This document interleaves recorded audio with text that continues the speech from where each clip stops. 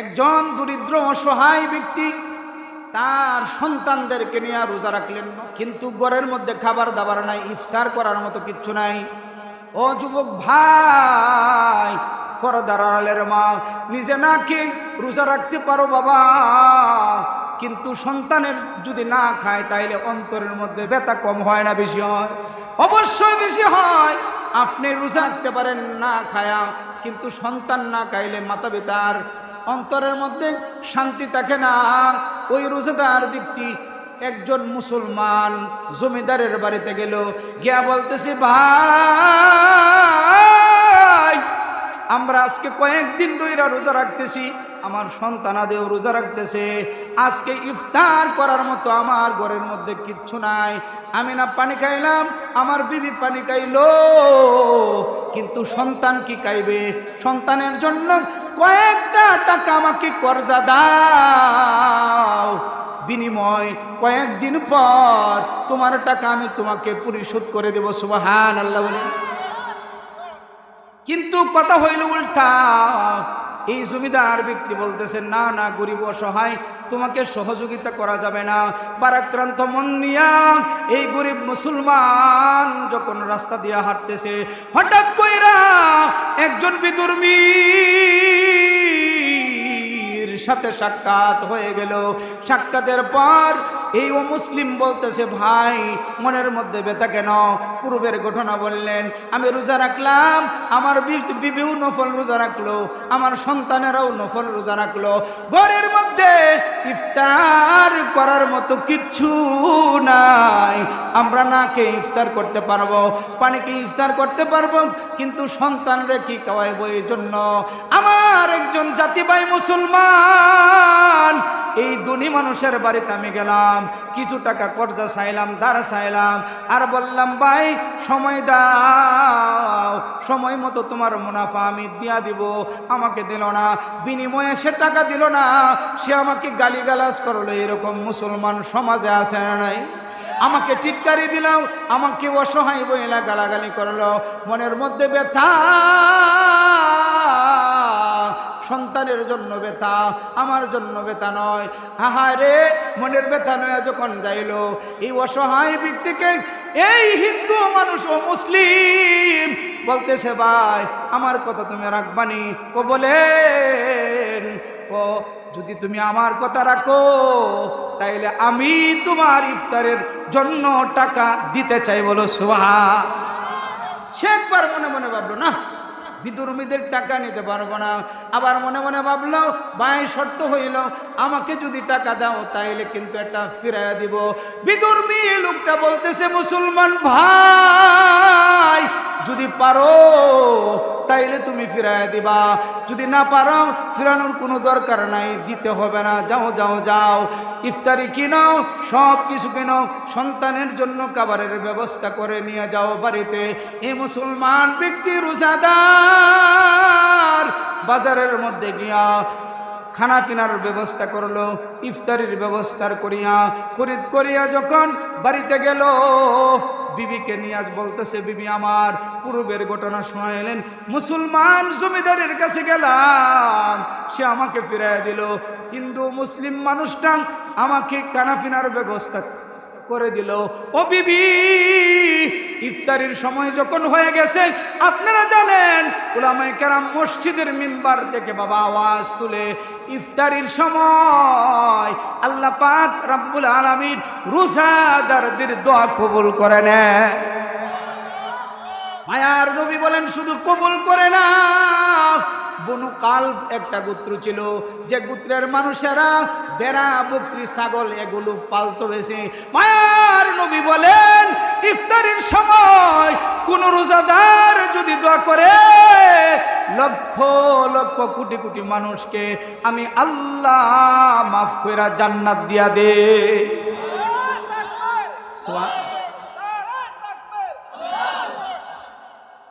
যে কথা বলতেছিলাম, এই রোজাদার ব্যক্তি বলতেছে, বিবি আমার কেমন ভাবে দোয়া করব? সে তো মুসলমান না, কিসের দোয়া করব রে বিবি? হঠাৎ কইরা ইফতারি করার সময় বাবা পূর্ব মুহূর্তে হাত দুকানা, রব্বে কারীম আল্লাহর দরবারে বাড়ায় দিয়া বলে, আল্লাহ কি দোয়া করব গো মাওলা, ও গো মাওলা আমি অসহায় ব্যক্তি, ইফতারি মুখে নিয়া তোমার কাছে মাওলা দোয়া করলাম, তুমি তাকে হেদায়েত দান করো, হেদায়েতের মালা তুমি তার গলার মধ্যে পরিধান করায়া দাও। হয়ে গেল, আল্লাহ কবুল করে নিছে। সুবহানাল্লাহ বলে, কবুল করে নিছে। এই রাত্রির বেলা দুনি বেড়া ঘুমাইছে, ঘুমানোর পরে স্বপ্নে দেখে কিয়ামত হয়ে গেছে। আল্লাহ বলতেছে, লিমানিল মুলকুল ইয়াউম লিল্লাহি ওয়াহিদিল কাহ্হার। আল্লাহ তেলাওয়াত করতেছে, ওমতাজুল ইয়াউমা আইয়ুহাল মুজরিমুন, ওমতাজুল ইয়াউমা আইয়ুহাল মুজরিমুন। এমন ভাবে আল্লাহ কাহ্হার রূপ ধারণ কইরা রাগান্বিত অবস্থায় আল্লাহ তেলাওয়াত করতেছে। মানুষ এই মাটি দেখে পিঁপড়ার নেই মানুষেরা উঠতেছে, হঠাৎ কইরা দেখে শুধু উঠতেছে না রে ভাই, জমিনটা তামা হয়ে গেছে, জমিনটা তামা হয়ে গেছে। আল্লাহু আকবার বলো। সূর্য মাথার অর্ধ হাত উপরে এসে গেছে, সূর্যের তাপে বালুর তাপে এই মাথাগুলো টাস টাস টাস টাস কইরা ফুটতেছে। এমন অবস্থায় হাহাকার, কোনো কিছু নাই, কোনো কিছু নাই, আল্লাহর আরশ ছাড়া আর কিচ্ছু নাই রে যুবক। মনের কান লাগায়া শোনো বাবা, আজকের ওয়াজটাই তোমার জন্য কাফি হয়ে যাবে। ও যুবক ভাই, সারা রাত রোজ করার দরকার নাই। কি দেখলো স্বপ্নে? কিয়ামত কায়েম হয়ে গেছে, মানুষ উলঙ্গ অবস্থায় হাঁটতেছে। কিয়ামতের দিন কত মুসিবত হবে, কত কঠিন হবে। একজন মানুষ আরেকজনের লজ্জা স্থানের মধ্যে তাকানোর সময় পাবে না। কি শাস্তি!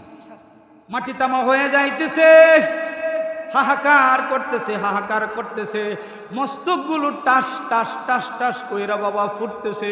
এমন অবস্থায় পানির পিপাসা এত বেশি ধরছে, কিচ্ছু নাই। ধনী ব্যক্তি, এই যে মুসলমান ধনী, হঠাৎ করে তাকায় দেখে সুন্দর একটা বিল্ডিং দেখা যায়। আল্লাহু আকবার, জোরে বলো, জোরে বলে আল্লাহু আকবার। বিল্ডিং দেখা যায়, বিল্ডিং।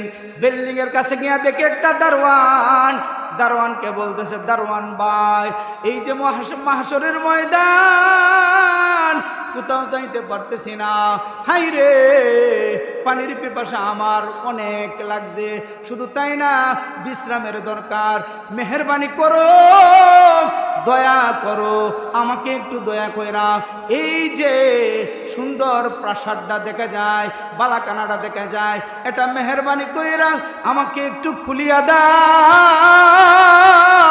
বারবার আকুতি মিনতি করতেছে। দারোয়ান বলতেছে, না না না, এই বিল্ডিং এর মালিক তুমি না। কে এই বিল্ডিং এর মালিক? ওই বিল্ডিং এর মালিক হইল অসহায় রোজাদারদেরকে, যারা দুনিয়ার মধ্যে সহযোগিতা করবে, ইফতারির ব্যবস্থা করবে, ভালো ভালো কানাফিনার ব্যবস্থা করবে, তাদের জন্য আল্লাহ পাক রব্বুল আলামিন জান্নাতের মধ্যে এমন বিল্ডিং এর ব্যবস্থা করে দিব। এই জন্য হাদিসের মধ্যে আসছে, উলামায়ে কেরাম আছেন যারা রোজাদার তাদেরকে জান্নাতের মধ্যে স্পেশাল একটা দরজা দিব, এটার নাম হচ্ছে রাইয়ান। সুবহানাল্লাহ কয় না? জান্নাতের মধ্যে রোজাদারদের স্পেশালিটি বোঝানোর জন্য আল্লাহ একটা দরজা দিবে, দরজা, দরজার নাম হইবে রাইয়ান। রাইয়ান দরজা দ্বারা ওই সমস্ত জান্নাতি ঢুকবে যারা রোজাদার। সুবহানাল্লাহ কয় না? আরো জোরে বলেন সুবহানাল্লাহ। তাহলে কে কে রোজা রাখবো? হাত তুলে দেখা। আল্লাহ কবুল করো, আমিন বলেন। রাইয়ান দরজাটা বলবে, ও সলিমুদ্দিন, কলিমুদ্দিন, তারা দুনিয়ার মধ্যে রোজা রাখছো, আমি হইলাম এই দরজা, আসো। মায়ার নবী বলেন, উম্মতেরা আমার, রোজাদার ছাড়া কোনো মানুষ ওই দরজা দিয়া ঢুকতে পারবে? এই যে বুঝেছে, ঢুকতে পারবে? কি মনে করেন? দেখছেন স্পেশালিটি? এই ব্যক্তি স্বপ্নে দেয়, হায় হায় রে কি করলাম, এটা কার রে? ও যারা রোজাদের, অসহায় রোজাদারকে কি করব বলেন? সাহায্য করব। বেড়া তো হ্যাঁ দৌড় দিছে, ঘুমায় উঠতে দেখে সকাল হয়েছে, বেড়া তখন আর বিছনা বেঁচে বসুন, দৌড় দিয়া গরিবের বাড়িতে গেছে, গিয়া বলতেছে ভাই কত টাকা লাগবে তোমার বলো, তোমার জন্য ইফতারির আয়োজন আমি করব। গরিব লোকটা বলতেছে ও জমিদার মুসলমান ভাই, আমার খানা পিনার দরকার নাই, আমার খানার পিনার ব্যবস্থা আমার আল্লাহ কইরা দিয়েছে। ধনী ব্যক্তি বলতেছে গরিব ভাই কত টাকা দিছে বলো, এটা ফিরাইয়া দাও। না না না, ফিরাইয়া দেওয়া যাবে। যেটা বলেন যাবে যাবে না, যাবে না, ফিরাইয়া দেওয়া যাবে না। ডাবল দিই। না না, কার কাছ থেকে তুমি আনছো? ও মদন বাজারের মধ্যে হিন্দু একটা ব্যবসায়ী, সে আমাকে দিছে। আপনি যখন আমাকে গালিগালাজ কইরা ফিরাইয়া দিলেন, তাড়াইয়া দিলেন, মনের মধ্যে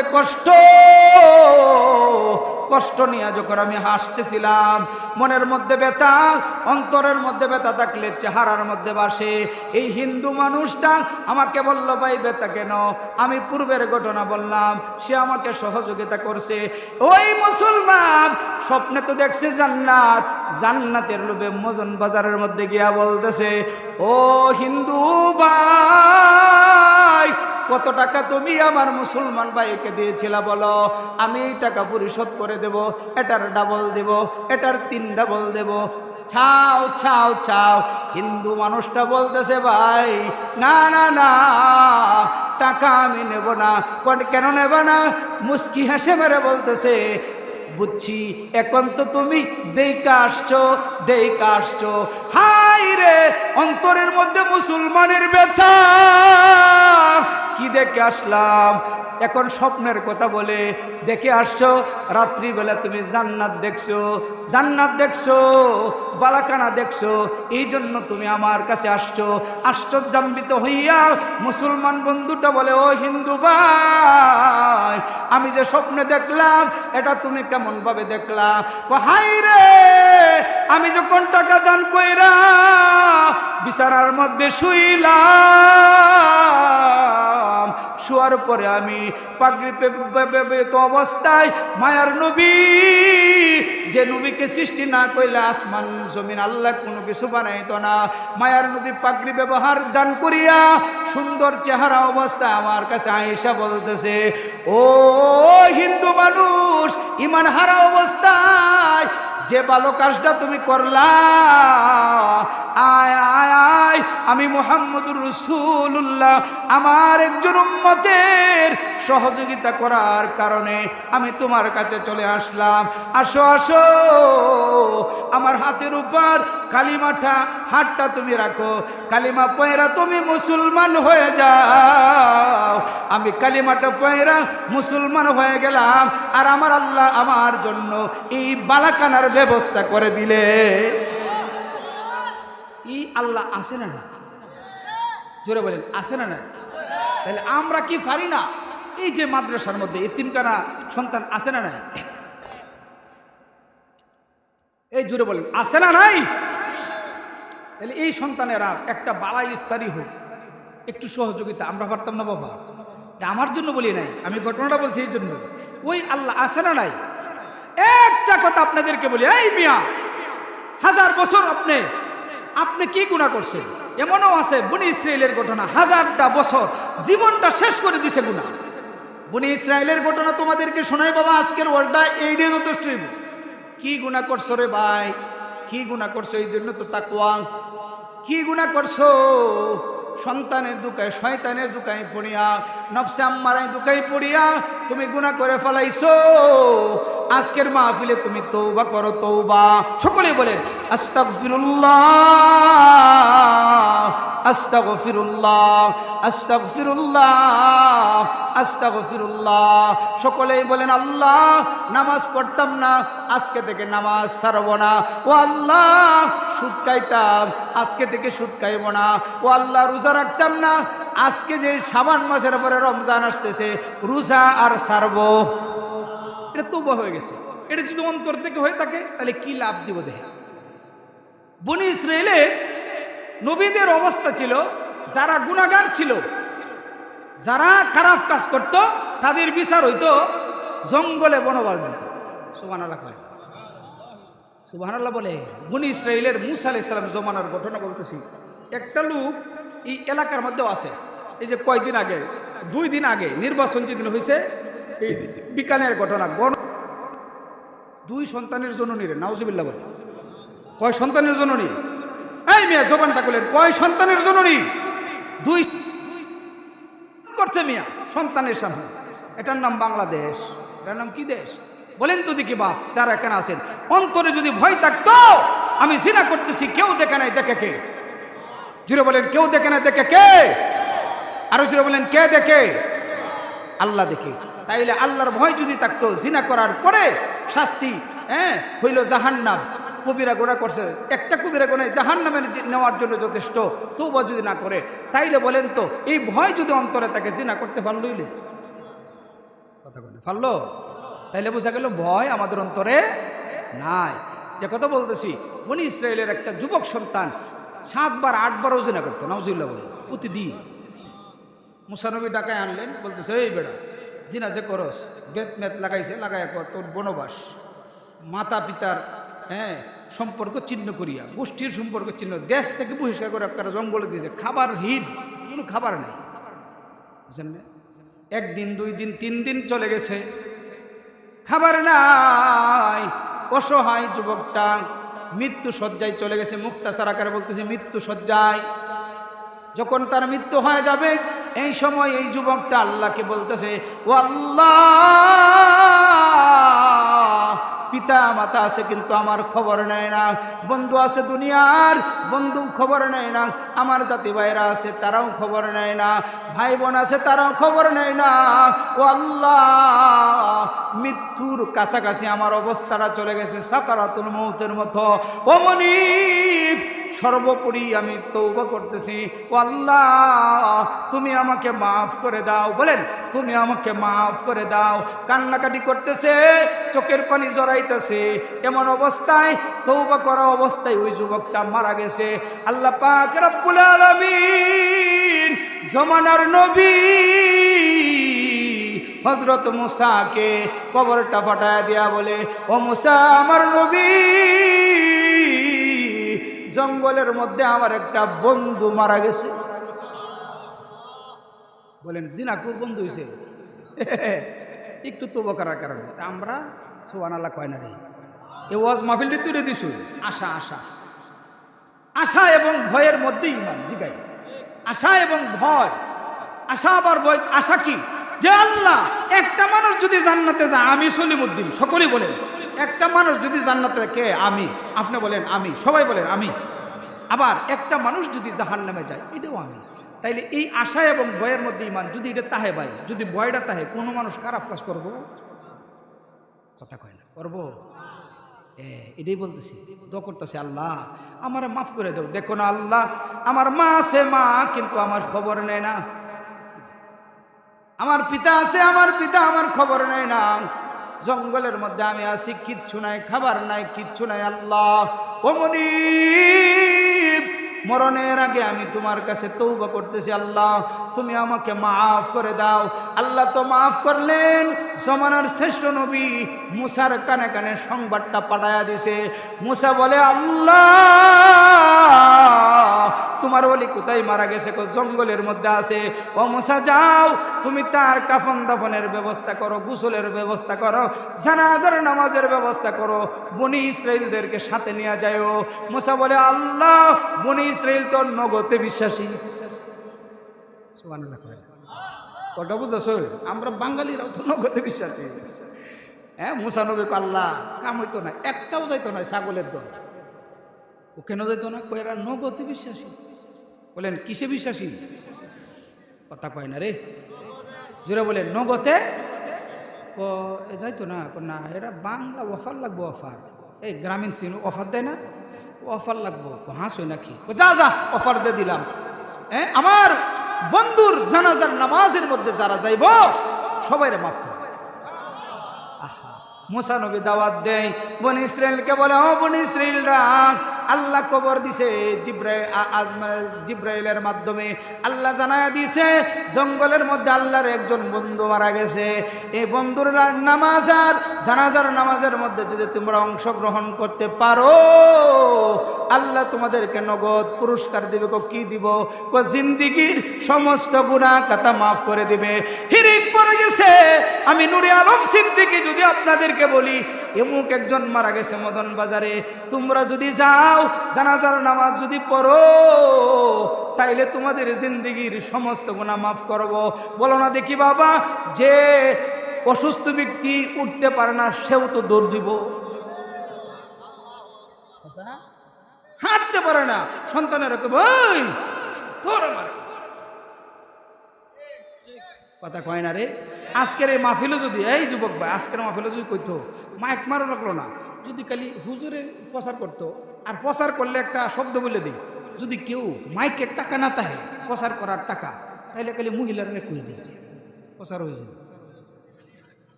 আজ যাবে না আমার দৌড়বো মারবো, কিন্তু এটাই বাস্তব। যদি প্রচারের কেউ টাকা না তাহে, ভাই দিন যে প্রচার আছে না, আপনি মেম্বারই করবেন, কিন্তু প্রচারের টাকা নাই মাইকে, খালি ভাবিরে খালি বলবে, ভাবি এই জিনিসটা দেখবেন, এই ওয়ার্ডের মধ্যে দিনের আগে প্রচার, হ্যাঁ। আবার কিবা প্রচারটা করবো দেখছেন, অনেক একটু আশাইতেছি কেরা জানেন, যে আমার দিকে তাই কব বুঝি বুঝি তুমি হাসতেছো কে, একটা কিচ্ছা কই, মুসলমানের হাসির কিতাবের মধ্যে আছে, এটা কিন্তু কিতাবের কথা কইতেছি, বুঝলেন নাই? মুসলমানের হাসি দ্বিতীয় খণ্ডের মধ্যে আশরাফ আলী থানভী রহমতুল্লাহ লেখছেন, হ্যাঁ। এটা দিয়ে টিকটক করছে বেটা সব, একটা ঘটনা কই, বেড়া বিডি কেলে হাসে, বেড়া বাত খায় আর হাসে, বুঝলেন না? এক বেচারা বাত খায় আর হাসে, বাত খায় যদি হাসে তাহলে রহস্যজনক না। বউ এক স্বামী গো তুমি হাসো কেরে, না কোন যেত না, এটা যদি সিহন মারতে ওরা বেশি জানে, চুল গিরো মারি দিছে, স্বামী তুমি আমি তো তোমার অনেক বেশি ভালোবাসি, আমার সারা তোমার খেলা আছে, স্বামী বলো না তুমি কেরে হাসো, না কোন যেত না, জানে তো শুনো, আমি কি তোমার বউ না, এত ভালোবাসি, আমি তো কেউ কোথাম না, বলেন আমি কাউরে বলবো না। ও তাইলে বলা যায়, কি হয়েছে? ও সকালবেলা আগে 20 বছর আগে ফায়খানা কই কোথায় দৌড় দিয়া, এই যে বুঝছে নাইলে তো ভাই বাস আয়া দেখতো কেউ আসেনি, ফুস করে ছাড়িয়ে দিছে, বলেন ঠিক না? ঠিক। এখন হয়েছে আধুনিক যুগ, আগে ফায়খানা ধরলে দৌড় দিয়ে বাইরে যাইতো, আর এখন দৌড় দিয়া ঘর আইয়ে, বাবা বলেন ঠিক না? ঠিক। হ্যাঁ, ফায়খানা ধরলে হুজুর কই যান, কারি টয়লেটে যায়, করে না, ঘরের ভিত্তির তো আছে, কথা কয় না। দেখছেন কত উন্নত হয়েছে, এই যে সাসারা আছে জিগাই, পায়না তোর লাগে বদনার হলে দুধ দিছে, লেটার হলে ওই দিছে জঙ্গলের ভিত্তি, হ্যাঁ। আর হন যদি হেন তাহে ক হুজুর একটু বই, তখন আমি একটু গর্ত হয়, কি তুইছে, আমি সাইরে তুই আয়, ভুল কইতেছি না শুদ্ধ? এই ঠিক না বে ঠিক? হ্যাঁ হু বলতে হইব, ঠিক না বে ঠিক? তাহলে যে কথা বলতেছিলাম, বেটা তো হাসে, বিড়ি তো ফেঁস মারি দিছে, জিলাই ফেঁস ছুটতে যাওয়ার বাও নাই তো, কি ভালোবাসারে, ও হাসি রে। সকালবেলা গেছিলাম, বেটা মরা কাউ বাজে হয়ে রয়েছে, রে তো বেটা দেখছে না, এ কাকের উঠে সারি দিছ না, সে মাছ ভান্ডারটা বুঝছেন না, সাপ করছে কাকের উপরে, বেটা ফজরের ফর তো যখন দেহে ফর্সা হইতাছে, দেহে ও মাগো কাক, বেটা মনে মনে ভাবছে যে মালপানির সাথে কাহ বাইর হয়েছে, নাউজুবিল্লাহ, কথা বুঝছেন বিষয়টা? ময়লার সাথে মনে হয় কি বেরিয়েছে, কাক বেরিয়েছে, কাক, বুঝছে? সে মনে মনে ভাবতেছে, মনে হয় বুঝছি কাকটা মনে হয় তো বেরিয়েছে। এই যে অবস্থাটা দেখি, এখন তো মেডিকেলে ভাসে, এই কইতাছে বিবি কারো কাছে এটা বললো না, না না আমার এটা টিয়া লাগছে, এটা আমি বলতাম, এটা বলতেছি। এই বড় ভাই এসে বলে নারায়ে তাকবীর, নারায়ে তাকবীর, আলহাজ হযরত মাওলানা